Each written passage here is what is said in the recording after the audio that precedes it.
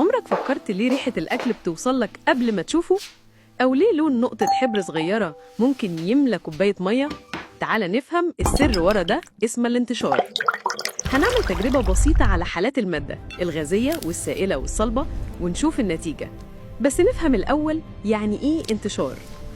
في الانتشار يعني إن جزيئات المادة بتتحرك من المكان اللي فيه تركيز عالي لحد ما توصل لمكان التركيز فيه قليل. يعني زي ما الريحة بتنتشر في الأوضة أو اللون بيتوزع في المية. في الغازات الدنيا سريعة جدا، زي بخار البروم، أول ما يطلع تلاقيه انتشر في الهواء كله في ثواني.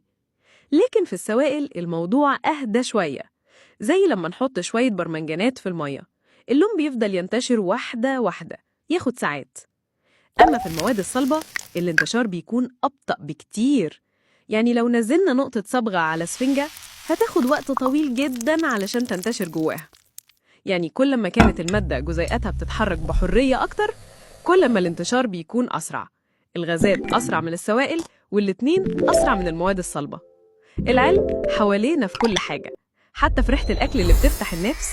تابعنا علشان نكتشف أسرار الحياة في دقيقة.